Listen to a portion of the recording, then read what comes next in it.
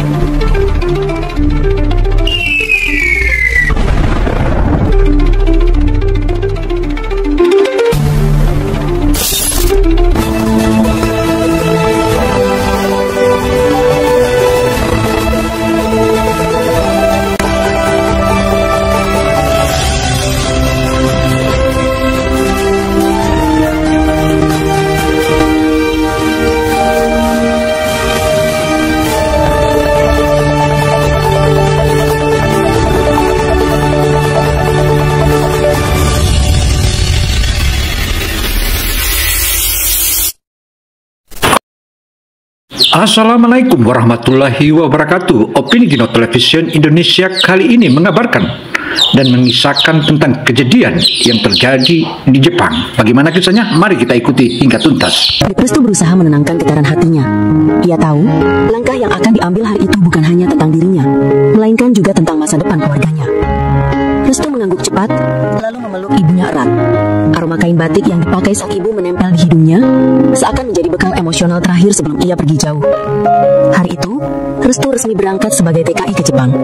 Perjalanan panjang menanti, dari Pekanbaru menuju Jakarta, lalu terbang ke Tokyo. Bagaimana ia bisa bekerja di pabrik besar sekelas Nissan, tempat lahirnya mobil balap legendaris GT-R 35? Semua terasa menakutkan sekaligus mendebarkan. Orang-orang Jepang berjalan cepat, penuh disiplin. Tidak ada yang berbicara keras. Semuanya teratur. Restu merasa seperti semut kecil di antara kerumunan raksasa, terletak di Yokohama tidak jauh dari kawasan industri Nissan. Hatinya campur aduk antara kagum dan canggung. Asrama itu sederhana, bangunan 3 lantai dengan kamar kecil berisi ranjang susun, hingga tanggung jawab masing-masing. Malam itu, di kamar asrama, Restu menatap foto keluarganya yang ia tempel di dinding. Wajah adik-adiknya tersenyum polos. Hatinya bergetar. Demi kalian, aku akan kuat, bisiknya. Ingatan tentang masa lalu muncul sekilas. Di Indonesia, ia sebenarnya bukan sembarang pemuda. Restu pernah menjadi mekanik balap jalanan, bahkan sempat menorehkan prestasi kecil di ajang lokal. Namun sebuah tragedi membuatnya berhenti dari dunia itu, memilih jalan lain sebagai pekerja migran. Ia ingin melupakan masa lalu. Meski jauh di lubuk hati, hasrat terhadap mesin balap masih menyala. Kita berjalan tanpa hambatan. Kang Haruto, teknisi muda Jepang yang selalu memandang rendah dirinya, berkomentar sinis. Orang asing disuruh pegang. Restu Pratama yang sudah pengalaman di dalam dunia otomotif, tentu saja ia hanya hadapi dengan sabar dan tabah. Dan dari hari ke hari ia mulai membuktikan, dan kebuktian itulah yang menunjukkan bahwa Restu orang jenius. Hari berganti hari, Restu mulai terbiasa dengan ritme pabrik. Tubuhnya lelah, tangannya penuh goresan, namun sedikit demi sedikit ia menguasai mesin yang menjadi tanggung jawabnya. Ada kepuasan tersendiri ketika ia berhasil memperbaiki sensor yang sempat macet. Supervisor Tanaka memperhatikannya dengan ekspresi dingin. Tidak ada pujian, tidak ada senyuman, hanya tatapan singkat yang sulit ditebak. Tapi bagi Restu, tatapan itu sudah cukup sebagai pengakuan kecil bahwa ia tidak sepenuhnya gagal. Malam itu, Restu di asrama termenung di ranjang. Bagas sudah tidur pulas, tapi Restu masih menatap langit-langit. Ingatannya melayang ke masa lalu. Ia teringat saat-saat menjadi mekanik balap di kampung. Apa yang terjadi? Produksi tidak boleh berhenti lama. Suaranya keras, membuat semua orang terdiam. Satu menggelengkan. Sensor tidak merespon. Kami butuh waktu lebih lama. Tanaka mendengus, wajahnya tegang. Setiap menit, kerugian besar. Cari solusinya sekarang. Boleh saya coba periksa? Katanya dengan bahasa Jepang patah-patah. Haruto menoleh sinis. Apa yang bisa kau lakukan, Gaijin? Ini mesin canggih, bukan bengkel kampungmu. Namun Tanaka menatap lurus padanya. Tatapan itu seakan menguji sekaligus memberi kesempatan. Coba. Restu mengangguk. Dengan tangan gemetar tapi yakin. Ia membuka panel, memperbaiki sambungan kabel, lalu menyalakan ulang sistem. Mesin berderu kembali. Suara bising memenuhi ruangan. Roto terdiam, wajahnya merah menahan malu. Tanaka hanya berkata singkat, "Bagus." Bagi Restu, kata itu lebih berharga daripada 1000 pujian. Malam harinya, Restu berjalan keluar asrama, menatap langit Jepang yang penuh bintang. Udara dingin menusuk, tapi dadanya hangat. Kejauhan, suara mesin dari jalur produksi seakan terus mendengung di kepalanya. Suara itu bukan sekedar bising, itu adalah panggilan. Panggilan yang menyeretnya perlahan kembali ke dunia yang pernah ia tinggalkan. Iya, anggaplah ini ujian untuk mengukur kemampuan. Siapapun yang berhasil, akan saya pertimbangkan untuk posisi lebih tinggi. Suasana mendadak hening. Haruto tersenyum tipis. Jelas merasa ujian ini adalah kesempatan emas untuk menunjukkan bahwa hanya teknisi Jepang yang pantas berada di puncak. Sementara Restu merasakan perutnya mual. Ia tahu ini bukan lagi sekedar kerja biasa. Ini pertarungan harga diri. Mesin yang dipilih adalah mesin perakitan blok mesin GTR 35. Tingginya lebih dari 2 meter, penuh dengan kabel, sensor, dan sistem otomatis. Tanaka memberi waktu 30 menit untuk memperbaikinya. Haruto maju lebih dulu. Tangannya lincah, wajahnya penuh percaya diri. Ia membuka panel, memeriksa kabel, lalu mengutak-ngatik sensor. Tapi hanya sebentar sebelum mati lagi. Tanaka mencatat sesuatu di buku kecilnya, tanpa ekspresi. Haruto mundur dengan wajah sedikit tegang, meski tetap berusaha terlihat tenang. Kini giliran Restu. Ia melangkah maju, menarik nafas panjang. Semua mata mengikutinya, termasuk mata-mata sinis yang menunggu ia gagal.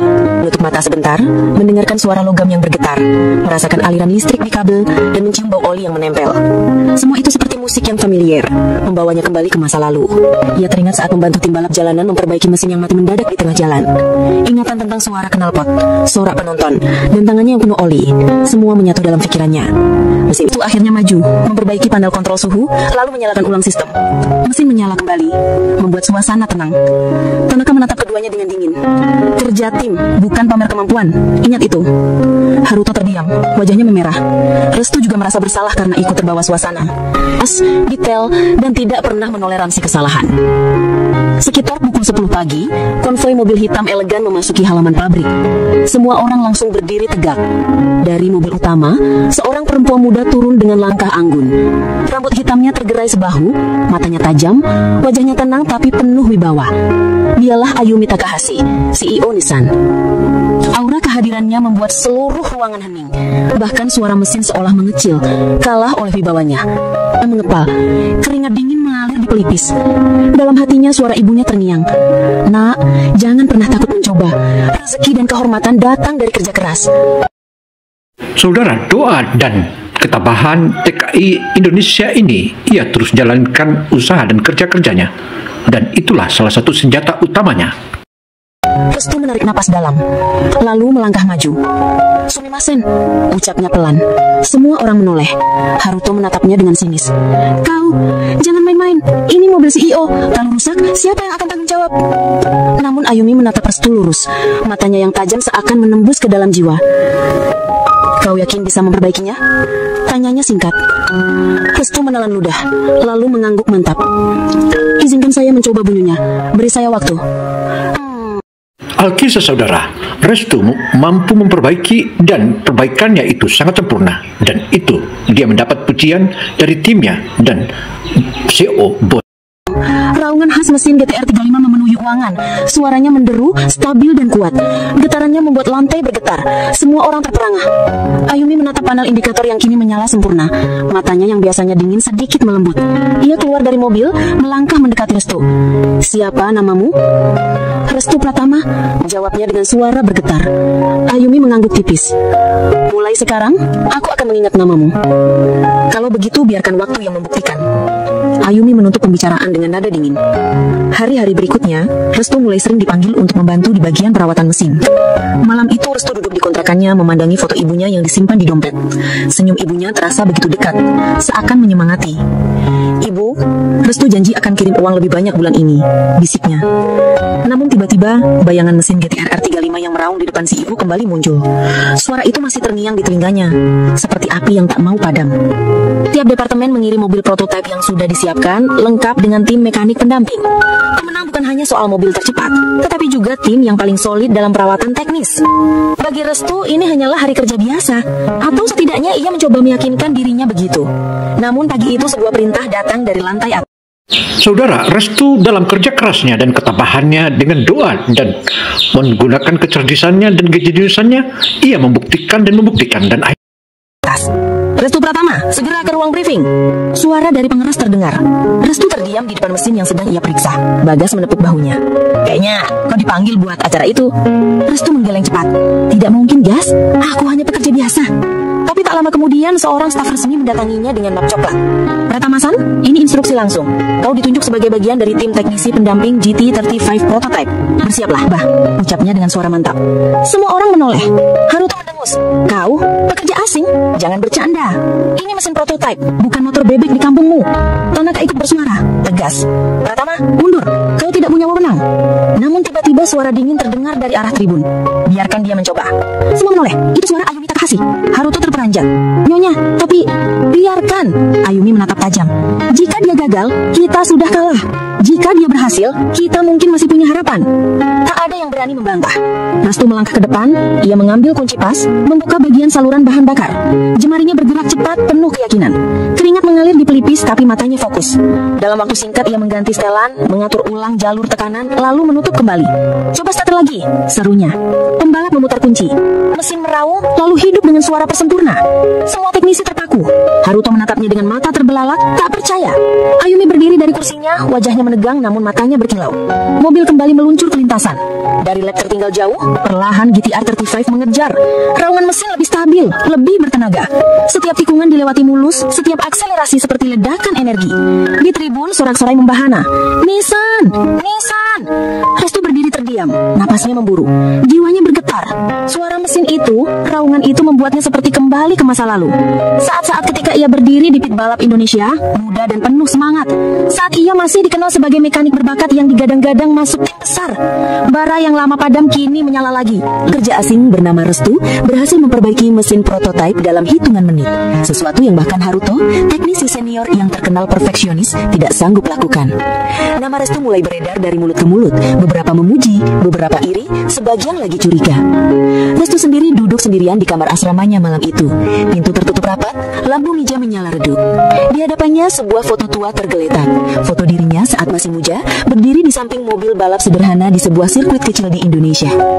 Senyum lebar terpancar, penuh percaya diri, seolah dunia saat itu masih berada dalam genggamannya. Tangannya bergetar saat menyentuh foto itu. Ingatan demi ingatan menyeruak. Aroma bensin, suara raungan mesin, sorak penonton, semua kembali menghantam. Aku berjanji tidak akan kembali ke dunia itu, bisiknya lirih. Akan memperbaiki mesin terus menghantui. Sementara itu, Ayumi Takahashi mengundang beberapa pejabat Nissan ke ruang rapat khusus. Wanita itu menatap layar besar yang menampilkan rekaman kamera pit stop balapan. Tonton baik-baik, ujarnya. Dalam rekaman itu, jelas terlihat bagaimana Restu menyingkirkan Haruto, lalu langsung menangani mesin dengan cepat. Gerakannya tidak asal, melainkan penuh keyakinan seorang profesional. Salah satu direktur mengerutkan dahi. Dia bukan mekanik biasa. Siapa sebenarnya orang itu? Ayumi menyilangkan tangan di dada. Itulah yang harus kita cari tahu. Data resminya hanya menyebutkan ia pekerja kontrak dari Indonesia. Tapi kemampuan seperti itu tidak mungkin muncul tanpa pengalaman di dunia balap. Sejenak ruangan hening. Seorang pejabat lain berkata hati-hati. Apakah mungkin dia mantan mekanik tim balap internasional? Ayumi tidak menjawab. Namun dalam hatinya, ia sudah punya firasat. Sore harinya, Restu dipanggil ke ruang direksi. Ia datang dengan wajah datar, meski jantungnya berdegup kencang. Di dalam, Ayumi duduk di kursi utama, wajahnya dingin, tatapan matanya menembus seperti pisau. Pratama, ucapnya pelan namun tegas. Kau menyadari tindakanmu kemarin telah menjadi sorotan besar? Restu menunduk. Saya hanya melakukan apa yang bisa saya lakukan, Nyonya, tidak lebih. Tidak lebih? Ayumi tersenyum tipis. Orang biasa tidak bisa melakukan itu. Kau memperbaiki masalah yang bahkan teknisi senior kami tidak mampu temukan. Itu lagi buruk kabrik. Restu menggenggam tangan, matanya berkaca. Karena satu kesalahan, satu momen yang merenggut segalanya. Kilasan masa lalu melintas di kepalanya. Balapan di Sentul beberapa tahun lalu, mobil timnya melaju kencang. Tapi sesuatu salah, rem belum di tikungan. Mobil itu menabrak pembatas, terbakar hebat. Kesalahan Restu terhadap tewasnya dan meninggalnya Dimas itulah yang membuat dia berusaha hingga dan terus mencari agar tidak ada kesalahan di masa. Restu masih ingat jeritan rekan pembalapnya, Dimas, sahabat yang ia anggap saudara. Ia berlari ke lintasan, mencoba menolong, tapi api terlalu besar. Dimas tak terselamatkan. Sejak hari itu, Restu meninggalkan dunia balap. Rasa gunah menghantui karena ia merasa kesalahan setelan teknisnya lah yang menyebabkan kecelakaan itu. Ia lari dari Indonesia, bekerja sebagai buruh di Jepang, berusaha mengubur masa lalu. Ayumi terdiam mendengar cerita itu. Untuk sejenak, wajah kerasnya melunak. Jadi itu alasanmu? Restu menunduk. Aku hanya ingin hidup sederhana, tidak ingin lagi dekat dengan dunia balap. Karena setiap kali aku dengar suara mesin, aku hanya ingat api itu dan wajah Dimas. Namun sebelum Ayumi sempat menjawab, pintu ruang rapat terbuka keras. Haruto masuk dengan wajah penuh emosi. Nyonya Takahashi, aku sudah menyelidikinya, serunya. Ia menaruh setumpuk berkas di meja. Aku menemukan catatan lama dari Federasi Balap Asia. Nama dia ada di situ. Restu Pratama, mekanik dari tim Nusantara Racing, terkenal dengan keahlian tuning mesin turbo, tapi juga dikenal sebagai orang yang bertanggung jawab atas insiden tragis di Sentul. Ayumi melirik Restu. Pandangannya tajam, namun kini lebih penuh penasaran daripada curiga. Sementara Haruto menatapnya dengan tatapan benci. Dia bukan pahlawan, dia pecundang yang lari dari masa lalunya. Dan kau, Nyonya Takahashi, hampir tertipu oleh wajah polosnya.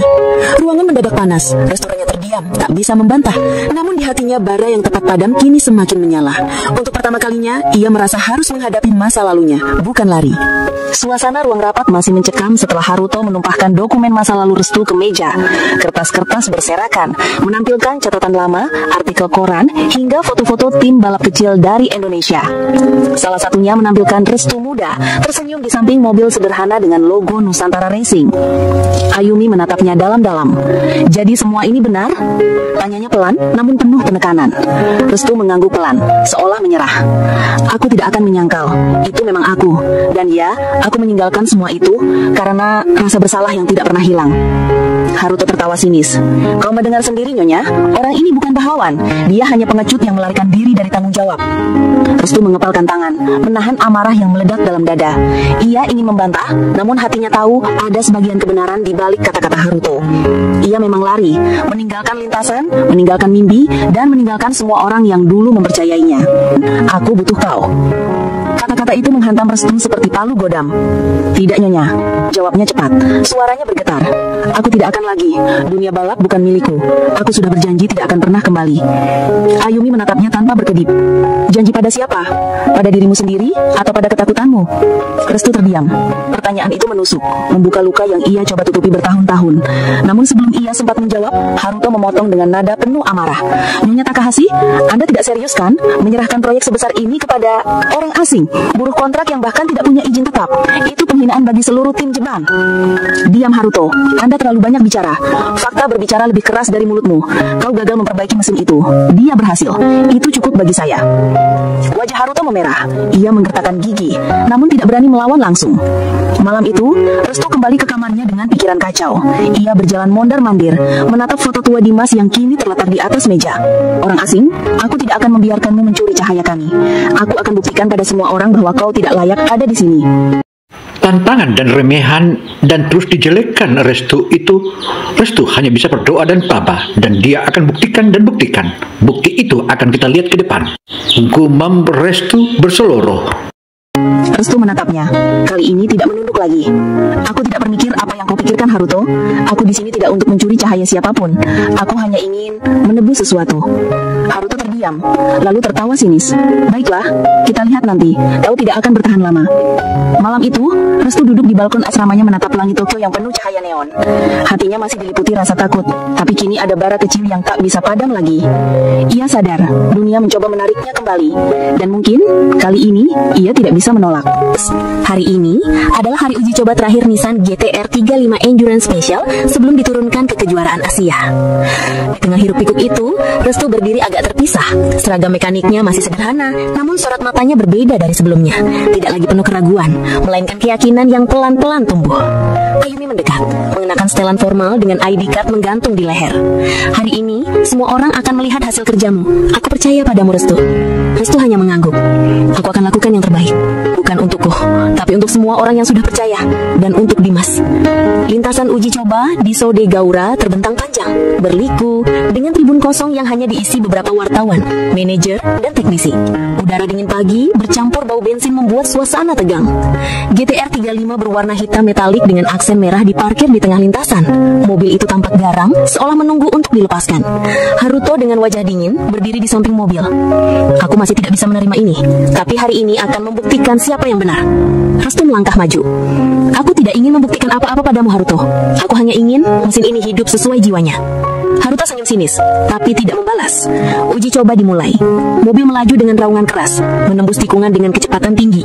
Para teknisi mencatat data, grafik RPM, suhu mesin, dan tekanan turbo. Namun setelah beberapa putaran, masalah muncul. Suhu mesin naik drastis, sistem pendingin tidak stabil. Mesin tidak akan bertahan lama, teriak salah satu teknisi. Haruto melirik ke arah Restu, seolah menunggu kegagalannya. Namun Restu tetap tenang. Ia mendengar suara mesin dari kejauhan, lalu berkata cepat. Turunkan putaran di tikungan ketiga. Beri waktu turbo bernafas. Pendinginan harus manual untuk saat ini. Aku tahu jalurnya. Percayalah. Ayumi mengangguk. Ikuti arahannya. Instruksi Restu dijalankan. Ajaibnya, suhu mesin mulai turun perlahan, stabil kembali, dan GTR 35 bisa menyelesaikan 20 putaran penuh dengan catatan waktu terbaik sepanjang uji coba. Semua orang terdiam. Lalu terdengar tepuk tangan kecil dari beberapa teknisi muda. Ayumi senyum lega. Luar biasa, Restu. Namun Haruto menatap tajam, wajahnya gelap. Sore itu, setelah uji coba, Nissan resmi mengumumkan bahwa Restu menjadi bagian inti dari tim mekanik yang akan berangkat ke kejuaraan. Berita itu kembali menghentak media. Orang asing dari Indonesia memimpin Nissan di lintasan internasional.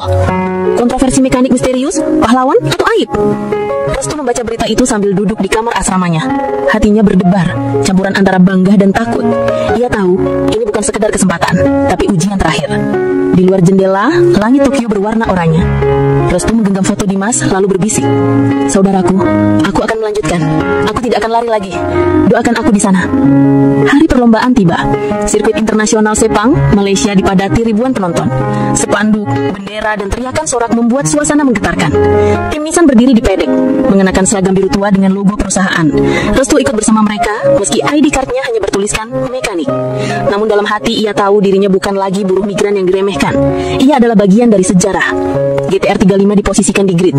Deretan mobil lain dari tim besar dunia sudah siap. Mesin meraung, udara bergetar dari tenaga ratusan kuda pacu. Saat balapan dimulai, Restu berdiri di pit lane. Headset terpasang, matanya fokus pada layar monitor. Jantungnya berdetak cepat, tapi tangannya mantap memberi instruksi. Kurangi dorongan di sektor 2, jangan pakai rem keras di tikungan 5, jaga temperatur turbo. Instruksinya akurat. Mobil Nissan melaju dengan stabil, perlahan naik posisi. Dari peringkat 12, naik ke 8, lalu ke 5. Haruto berdiri di sampingnya, mengikuti arahannya meski wajahnya tidak rela. Setiap kali strategi Restu berhasil, tatapan Haruto makin gelap. Menjelang akhir balapan, masalah besar datang. Hujan deras tiba-tiba mengguyur sirkuit. Beberapa mobil keluar lintasan, kecelakaan kecil terjadi. Tim panik. Ban licin, grip hilang, teriak salah satu teknisi. Restu menutup mata sejenak, mendengar suara mesin dari kejauhan, lalu berkata cepat. Jangan masuk pit sekarang, biarkan satu putaran lagi. Ban hujan akan lebih berguna setelah air terkumpul. Percayalah. Semua orang terdiam, bahkan Ayumi. Keputusan itu berisiko besar. Namun instruksinya dijalankan. Dan benar, tim lain yang terlalu cepat ganti ban justru kehilangan waktu. Mobil Nissan bertahan masuk pit di momen yang tepat, lalu keluar lintasan dengan ban hujan baru saat trek benar-benar basah. GTR 35 melesat, menyalip satu demi satu hingga akhirnya finish di posisi kedua. Sorakan meledak. Tim Nissan berteriak kegirangan. Ayumi meneteskan air mata lega. Restu berdiri terpaku, tubuhnya gemetar. Bukan karena kalah tipis dari juara pertama, melainkan karena untuk pertama kali sejak kematian Dimas, ia merasa bebas. Bebas dari rasa bersalah, bebas dari ketakutan. Di pedok, pembalap Nissan mengangkat piala runner-up. Kamera menyorot seluruh tim, dan Ayumi sengaja menarik Restu ke depan. Ini dia orangnya. Orang yang membuat mobil ini bertahan sampai akhir.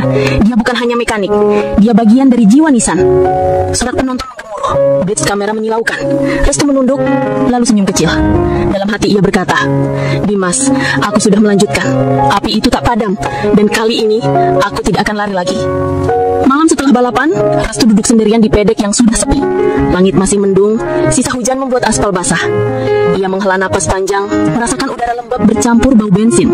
Ayumi mendekat, menyerahkan kaleng kopi hangat. Kamu berhasil. Dunia akan mengenalmu mulai sekarang.